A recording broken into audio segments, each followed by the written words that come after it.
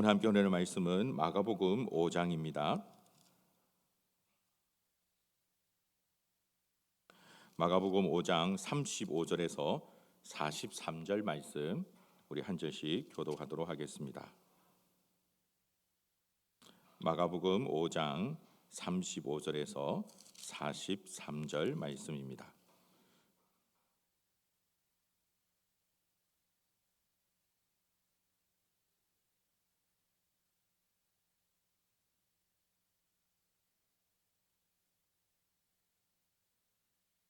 우리 찾으신 줄 알고 한 절씩 교독하겠습니다.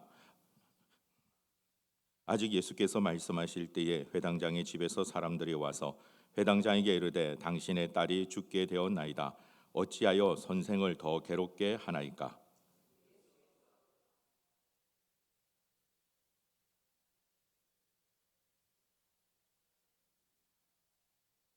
베드로와 야고보와 야고보의 형제 요한 외에 아무도 따라옴을 허락하지 아니하시고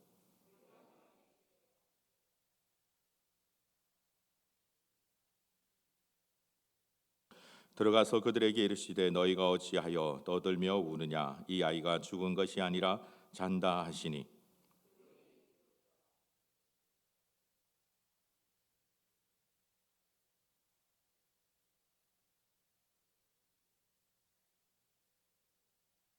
그 아이의 손을 잡고 이르시되 달리다굼 하시니 번역하면 곧 내가 내게 말하노니 소녀야 일어나라 하심이라.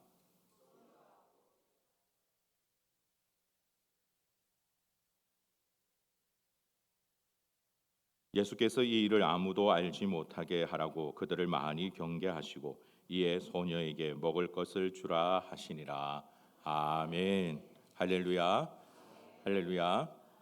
오늘은 마가복음 5장 35절에서 43절 말씀, 특별히 오늘 우리가 다 읽진 않았지만 우리 21절부터 시작이 되어지는 이 말씀을 가지고 우리 마가복음 5장에 대한 내용을 함께 나누려고 합니다.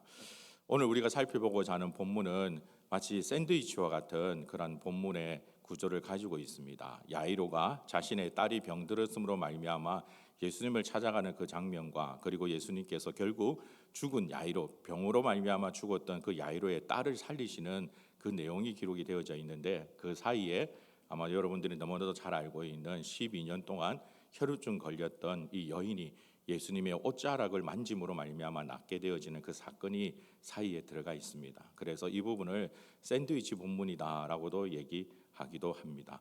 아마 여러분들이 이전부터 익숙히 많이 들어왔던 그런 본문이기도 할 것입니다.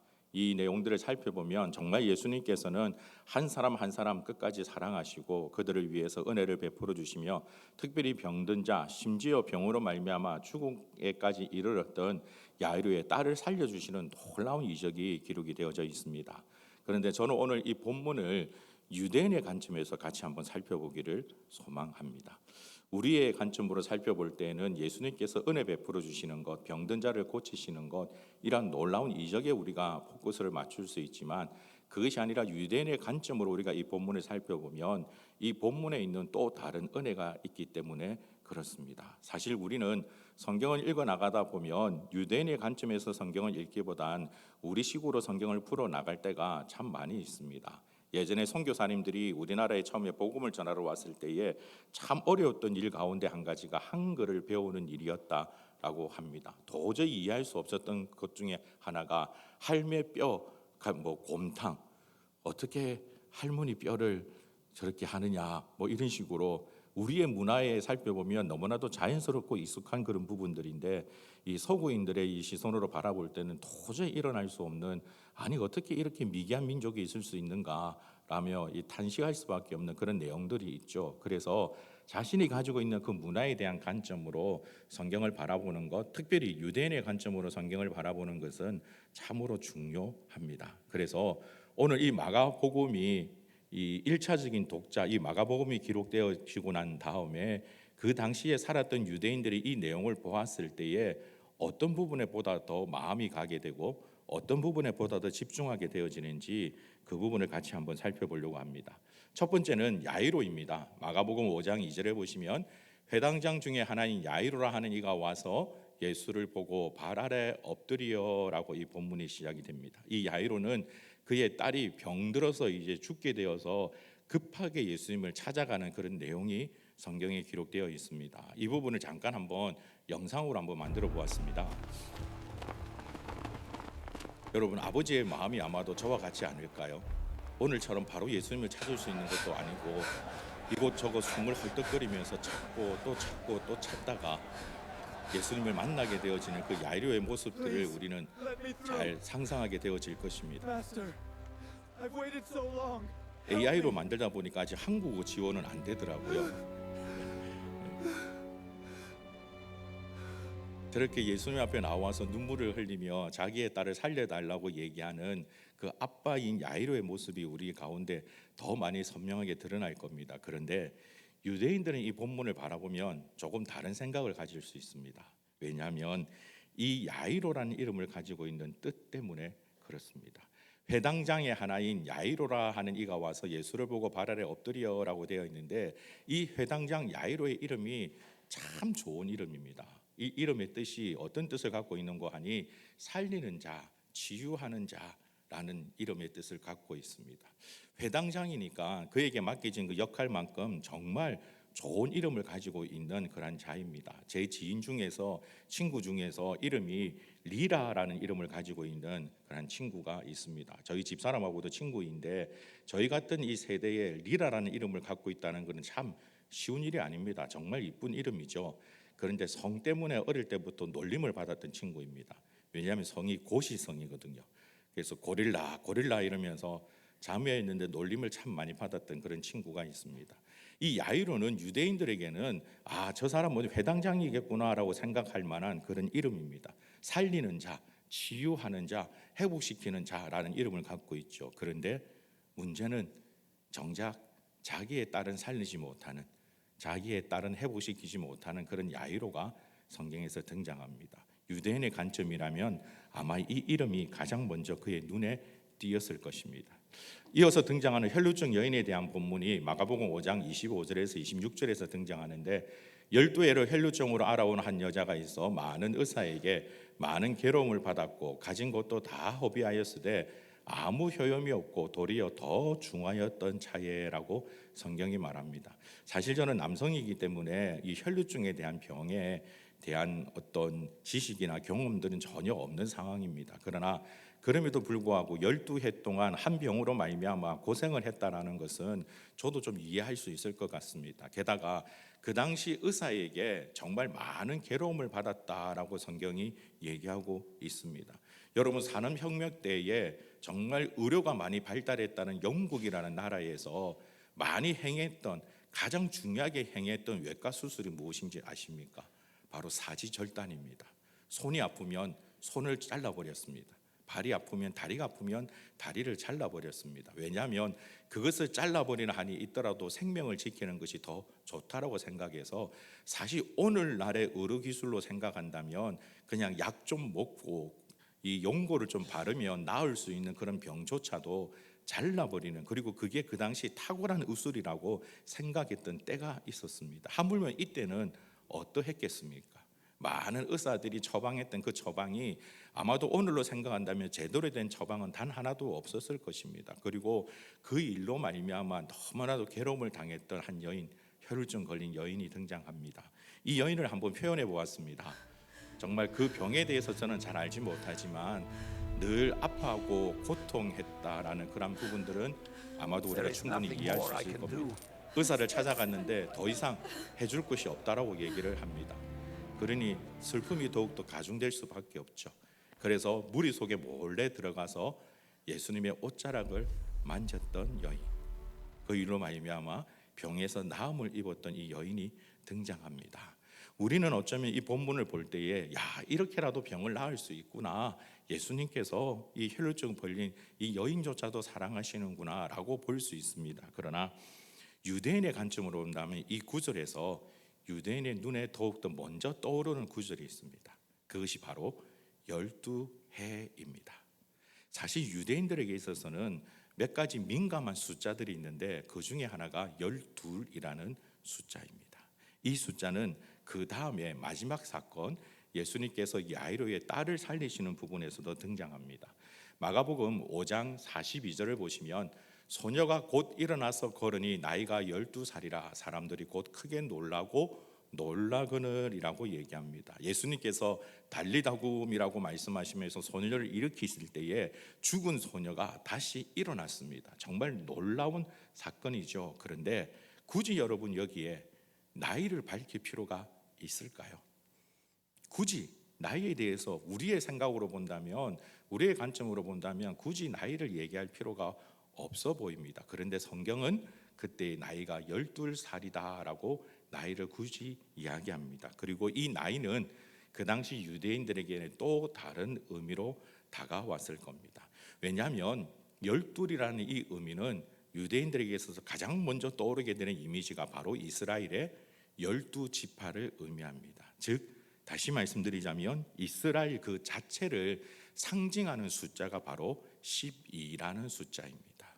역사적으로 일어난 사실입니다. 뭔가 이렇게 만든 드라마가 아니라 역사적으로 일어난 사실이지만 그 사실이 공교롭게도 혈루증 걸린 여인은 12해 동안 혈루증으로 아파했고 병에서 죽음으로 말미암아 노임을 받은 이 딸도 나이가 12살이었다라는 겁니다. 그러니 유대인의 관점에서 이 본문을 살펴본다면 예수님을 찾아갔던 이 야이로와 그리고 12해 동안 혈루증으로 고생했던 이 여인, 그리고 예수님으로 말미암아 죽음에서 건진받은 이 아이를 볼 때마다 그들의 마음속에 가장 먼저 떠오르는 단어가 바로 이스라엘이라는 단어입니다.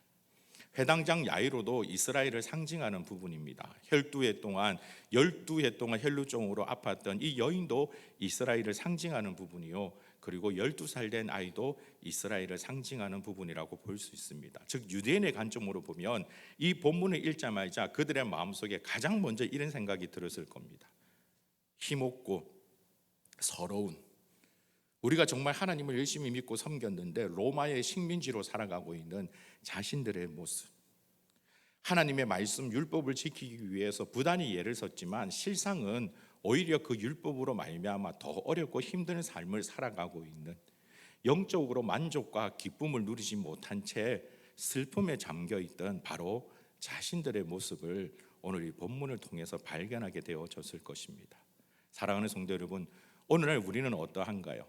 여러분들은 예수님을 믿기 때문에 참 행복하십니까? 예수님을 믿기 때문에 날마다 즐거우십니까?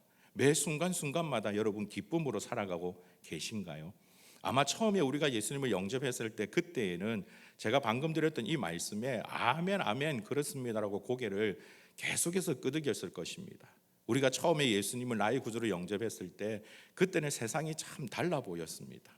오히려 누가 나에게 싫은 소리를 해도 그것이 싫은 소리로 와닿지 않았습니다. 충분히 용서할 수 있고 충분히 그를 품을 수 있었습니다. 하나님 말씀을 듣는 것이 너무나 즐거웠고 예배 시간들이 기다려졌던 그러한 모습들이 저와 여러분 가운데서도 있었을 겁니다. 그런데 여러분, 지금도 그러하십니까? 만약에 그러하다면 정말 감사한 일이요, 하나님의 귀한 축복이지만 사실 어떤 성도들은 시간이 흐르면 흐를수록 예배 드리는 것이 어떤 부분에서는 의무가 되어지고 그저 그 시간에 와서 앉아 있다가 돌아가는 그런 경우가 있는 것을 사실 우리는 발견합니다. 하루 중에 어떤 분들은 이런 표현도 하시더라고요. 하루 중에 참 편안하게 잘 수 있는 시간이 예배 드리는 시간이다라고 얘기하시는 분도 봤습니다. 어떤 교회에서 정말 예수님을 믿은 지 얼마 안 된 이 세 가족이 매 예배 때마다 나와서 은혜 받으며 눈물을 흘리며 기뻐하는 그 모습을 어느 한 권사님이 보시더니 지나가시면서 아이고 나도 저런 때가 있었는데 이러시면서 지나가시더라고요. 어쩌면 여러분, 오늘 저와 여러분의 모습이 그러하지는 않습니까? 오늘 우리가 했던 본문의 말씀은 이러한 자들에게 하시는 주님의 명확한 메시지가 담겨 있는 본문입니다. 그 명확한 메시지는 그럴 때에 나를 찾아오라라는 겁니다. 야이로라는 회당장이 예수님을 찾아갔던 것처럼 너희들도 나를 찾아오라라고 얘기합니다. 심지어 여러분, 이 혈루증 걸린 여인을 통해서 우리 주님께서 하시는 말씀은 참 놀랍습니다. 우리 가운데 믿음이 부족할지라도 연약할지라도 반드시 주님을 찾아야 된다라는 말씀을 혈루증 여인을 통해서 보여주고 있기 때문에 그렇습니다. 마가복음 5장 28절에서 29절을 보시면 이는 내가 그의 옷에만 손을 대어도 구원을 받으리라 생각함일러라. 이에 그의 혈루 근원이 곧 마름에 병이 나은 줄을 몸에 깨달으리라 라고 말합니다. 혈루증 걸린 여인이 병에서 낫게 되시는 놀라운 은혜를 누렸습니다. 그런데 여러분, 그의 옷에만 손을 대어도 구원을 받으리라 라는 이 고백이 정말 진정한 믿음일까요? 아니면 미신적인 표현일까요? 참다운 믿음이라고 보기에는 좀 어려울 겁니다. 아마도 미신에 더 가까운 그런 고백이지 않을까요? 자, 저 옷만 만지면, 저 옷에 뭔가 특별한 능력이 있는 것 같으니 저 옷을 만지면 내가 병을 좀 낫지 않을까라는 생각으로 지금 예수님 앞에 나아가고 있다라는 겁니다. 사실 여러분, 교회에 처음에 오게 되는 그런 사람들 치고 예수님에 대한 명확한 신앙의 고백을 가지고 교회에 오게 되는 자가 있을까요? 아마도 그렇지 않을 것입니다. 다양한 이유가 있겠지만 하나님을 향한, 예수님을 향한 놀라운 믿음의 고백을 가지며 교회에 오는 것이 아니라 그저 이웃이 가자고 한번 해보니까 오늘 가면 선물 준다더라, 아니면 어떤 유명한 자가 와가지고 재밌는 이야기 한다더라, 그래서 오는 경우가 있지 않습니까? 제가 예전에 강주에서 가르쳤던 한 고등학생이 있었는데 이 친구는 친구의 전도를 받아서 태어나서 처음으로 교회를 왔습니다. 근데 교회를 온 이유가 이 친구가 전도를 하면서 뭐라고 얘기를 했냐면, 야, 우리 교회 고등부 가면 예쁜 자매 있다, 예쁜 애 있다 라고 데리고 온 겁니다. 그래서 그 친구가 교회를 왔습니다. 그리고 그날 밤에 둘이서 신나게 싸웠답니다. 전도 받아서 온 친구가 전도한 친구에게 이렇게 얘기했답니다. 야, 어디 있는데? 누가 이쁜데? 그러면서 둘이 싸웠답니다. 신나게 싸웠다고 그럽니다. 그런데 그렇게 교회에 한 발짝 한 발짝 내딛기 시작한 것이 그 안에 조금씩 믿음이 쌓이게 되어지고, 결국은 이 친구가 고등학교 2학년 때 친구들과 함께 유럽에 여행을 떠나게 되었는데, 주일날 예배드리기 위해서 고민을 하다가 그 유럽에 있는, 아마 제 기억으로는 파리였던 것 같습니다. 그곳에서 예배를 드리려고 하니 이 불어도 잘 모르는데 어떻게 예배를 드릴까라고 고민을 하다가 그 당시 시각에 새벽 시간에 옷을 깨끗하게 차려입고 한국 시간으로는 고등부 예배드리는 그 시간에 저에게 영상 통화를 했습니다. 그러면서 하는 얘기가, 목사님, 제가 하나님께 예배드려야 되겠는데 이곳에서는 차마 내가 무서워서 교회를 못 가겠으니 영상으로나마 예배 드릴 수 있도록 휴대폰을 뒤에 좀 놔둬 주십시오. 시작부터 끝까지 제가 여기 앉아서 하나님 앞에 예배 드리겠습니다. 처음에는 교회에 이쁜 친구 있다고 해서 온 친구가 나중에는 그 안에 믿음이 들어가니 예배가 너무나도 중요하다는 사실을 깨닫고 하나님께 나아가는 그런 모습들을 보게 되는 것이죠. 사실 우리 주변에 이와 같은 경우들이 많이 있을 겁니다. 그래서 여러분, 오늘 주님께서 우리에게 말씀하시기를 너희들의 의도가 어떠하든지 간에, 너희들의 지금 마음의 자세가 어떠하든지 간에 나에게 나아오라라고 얘기하고 있습니다. 주님께로, 예수님께로 나아오라라고 초대하고 있습니다. 오기만 하면 내가 너희를 만져줄 것이요 너희의 문제를 해결해 줄 것이라고 우리에게 말씀하고 있는 것입니다. 그래서 이 혈루증 여인의 사건에 보면 53절에 이런 구절이 있습니다. 여자가 자기에게 이룬 일을 알고 두려워하여 떨며 와서 그 앞에 엎드려 모든 사실을 여쭈니라고 얘기합니다. 여러분, 우리나라 이 개역개정으로 볼 때 조금 뉘앙스가 좀 어색한 부분이 있죠. 모든 사실을 여쭈었다라는 게 어떤 의미일까요?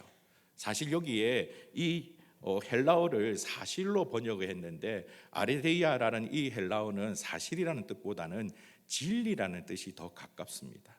예수님 앞에 엎드려서 모든 진리를 여쭈었다. 이것은 무슨 내용인고 하니, 내가 예수님의 옷자락만 만져도 나을 것이라고 생각하고 했는데 실제로 자신의 병이 낫는 것을 보며 이 여인이 놀란 것입니다. 그리고 주님께서 주위를 두리번거리면서 누가 내 옷자락에 손을 대었느냐라고 찾으시니까 이 여인이 떨리는 마음으로, 두려워하는 마음으로 주님 앞에 나와서 일어난 일들에 대해서 고백하는 겁니다. 그랬더니 그 주님께서 이 여인에게 말씀하시기를 이렇게 말씀합니다. 예수께서 이르시되 딸아, 내 믿음이 너를 구원하였으니 평안히 가라. 내 병에서 놓여 건강할지어다. 너가 병에 나았다라고 예수님께서 먼저 말씀하시는 것이 아니라 내 믿음이 너를 구원하였다라고 말하면서 본인의 존재에 대해서 설명하고 계시는 겁니다. 내가 너의 문제를 해결할 수 있는 구원자다. 내가 너의 믿음의 대상이다. 너가 믿어야 될 자가 바로 나다라는 사실을 우리 주님께서 말씀하고 계시는 것이죠. 그러므로 여러분, 어떠한 이유든 간에 주님 앞에 나아가는 것이 정말 유익한 일이 될 줄 믿습니다. 차라리 부자 되기 위해서 예수님 믿습니다. 예뻐지기 위해서 예수님 믿습니다. 내가 잘 되기 위해서, 내 남편이 승진하기 위해서, 우리 자녀가 시험 잘 보기 위해서 나는 교회 갑니다. 그렇게라도 교회에 나아가는 자들이 되길 주님의 이름으로 축복합니다. 그렇다면 우리 주님께서 그 마음을 어루만지시사 그 마음에 온전한 믿음의 고백이 쌓이게 하실 것이며 그로 말미암아 놀라운 구원을 이루어 가실 줄 믿습니다. 그런데 여러분, 오늘의 이 말씀에서, 오늘의 이 사건에서 유대인의 관점으로 살펴보면 정말 더 놀라운 은혜의 말씀이 이 마지막 장면에 있습니다. 여러분들이 익히 알고 있듯이 이 혈루증 걸린 여인을 만나는 동안 이 야이로의 딸은 병으로 말미암아 그만 죽음을 맞이하게 됩니다. 그래서 야이로 집에서 다시 사람을 보내어서 회당장 야이로를 찾아가게 하고, 야이로를 찾았을 때 하는 말이 더 이상 예수님을 괴롭게 하지 마십시오. 당신의 딸이 죽었습니다. 라는 안타까운 소식을 알립니다. 그때 예수님께서는 이렇게 말씀하십니다. 마가복음 5장 36절에 예수께서 그 하는 말을 곁에서 들으시고 회당장에게 이르시되 두려워하지 말고 믿기만 하라. 두려워하지 말고 믿기만 하라. 여러분, 만약에 여러분이라면 이러한 순간에 예수님을 믿을 수 있겠습니까? 정말 우리의 생각으로는 이제는 더 이상 어찌할 수 없는 끝이 난 순간입니다. 딸이 살아 있었다면 예수님이 오셔서 만지시든지 안수하시든지 기도하시든지 그 어떠한 방법이 있었을 것이라고 야이로는 생각해서 그렇게 헐레벌떡 주님 앞에 달려왔지만 이제는 그 딸이 죽었습니다.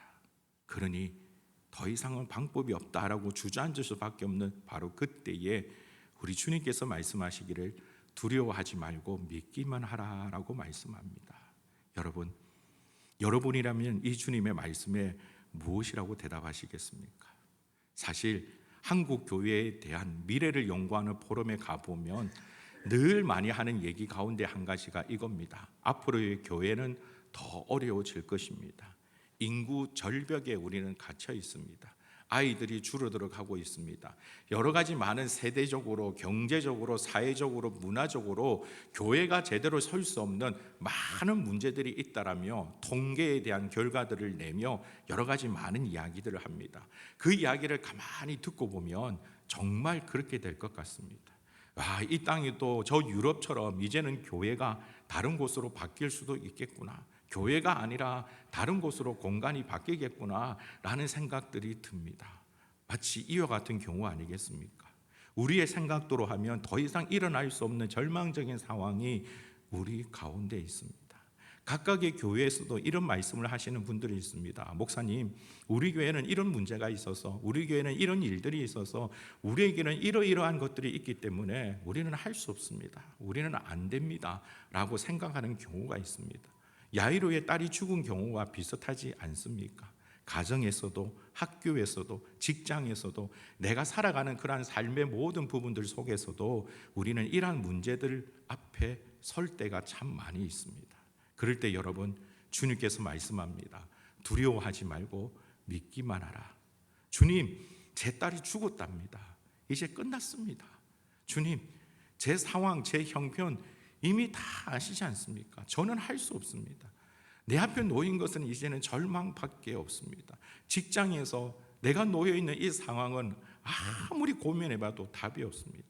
내가 살아가고 있는 삶의 터전에서 아무리 생각해봐도 더 이상은 이제는 답이 없습니다. 이제는 끝입니다 라고 생각하는 바로 그때에 우리 주님께서 두려워하지 말고 믿기만 하라라고 말씀하신다면 정말 여러분들은 이 말씀에 네 주님 제가 믿겠습니다 라고 대답하실 수 있을까요? 아마 이 본문을 읽어 나갔던 유대인들도 같은 생각을 했을 겁니다. 이제는 끝이구나. 그래, 우리가 로마의 식민지 상황에 처해졌으니 이제는 끝이구나. 우리가 그래도 하나님 율법대로 제대로 살지 못하고 범죄했으니 이제는 끝이구나. 이제는 우리가 어쩔 수 없구나 라고 생각했던 그들에게 우리 주님께서는 놀라운 모습을 한 가지 보여주십니다. 그 다음 구절인 마가복음 5장 39절에 보면 들어가서 그들에게 이르되 너희가 어찌하여 떠들며 우느냐 이 아이가 죽은 것이 아니라 잔다 하시니라고 말씀합니다. 우리의 눈으로 볼 때는 죽은 상황입니다. 우리의 눈으로 볼 때는 이미 다 끝이 난 상황입니다. 우리의 눈으로 볼 때는 더 이상 해결할 부분들이 없습니다. 그런데 주님의 눈으로 볼 때에는 아니다, 죽은 것이 아니라 잔다라고 얘기합니다. 예전에 어느 한 부모님이 아이를 놓고 통곡하면서 기도하는 모습을 들어본 적이 있습니다. 이 아이가 정말 비행 청소년 중에서 탑을 꽂을 수 있는 그런 비행 청소년이었거든요. 더 이상은 답이 없어서, 더 이상은 어찌할 바가 없어서 그저 울고 있는 그런 부모님의 모습을 본 적이 있습니다. 우리들에게도 그런 모습들이 여러분 간혹 있지 않습니까? 그러한 때에 과연 주님께서 아니다, 끝이 아니라 자고 있는 거다, 아직 희망이 있다라는 이 말씀 여러분들은 어떻게 받아들이시겠습니까? 그런데 여러분, 이 다음에 말씀하고 있는 마가복음의 그 구절이 정말 이 당시 유대인들에게는 엄청나게 놀라운 충격이었을 겁니다. 그 다음 구절에 이렇게 말씀합니다.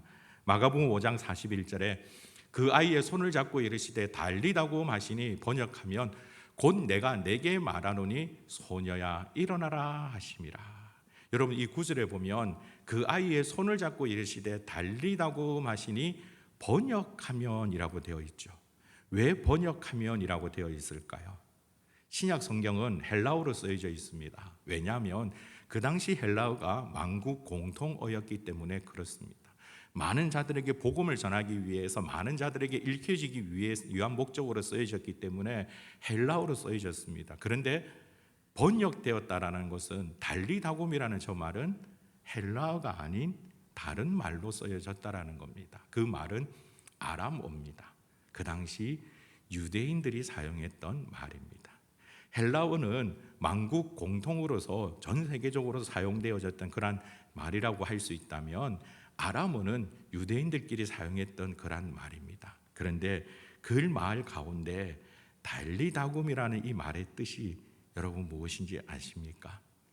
번역하면 소녀야 일어나라, 일어나라 라는 뜻입니다. 그런데 이 달리다굼을 언제 사용하냐면 부모가 이른 아침에 사랑하는 자녀들을 깨울 때에 그 자녀의 침상 옆에 앉아서 정말 사랑스러운 목소리로 아이야 이제 아침이 밝았으니 일어나라, 이제 일어나라, 해가 떴으니 이제 일어나라 라고 그 아이에게 속삭이는 말이 바로 달리다굼이랍니다.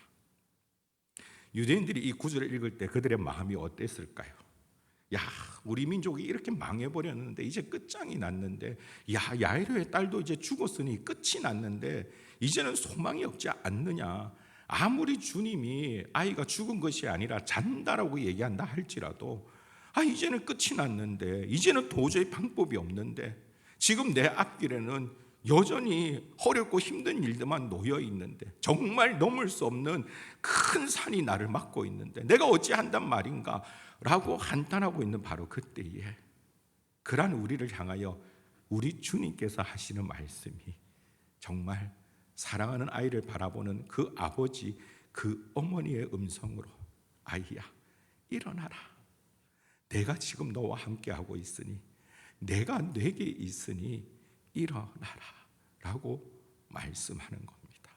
그러니 유대인들에게는 이 구절이 정말 놀라운 소망이요 축복이었을 줄 믿습니다.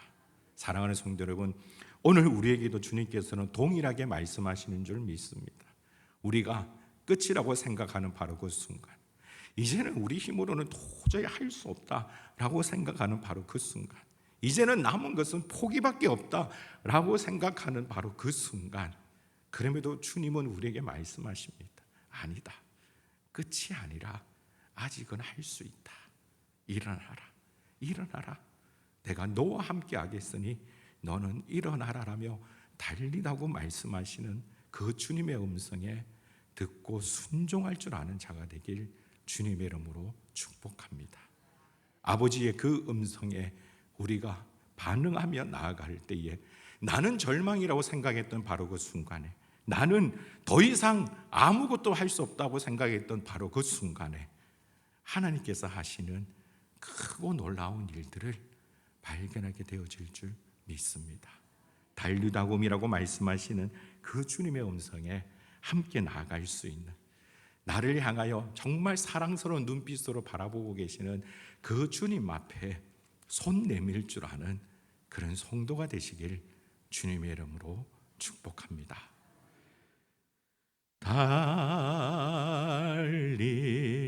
달리다금 깨어라,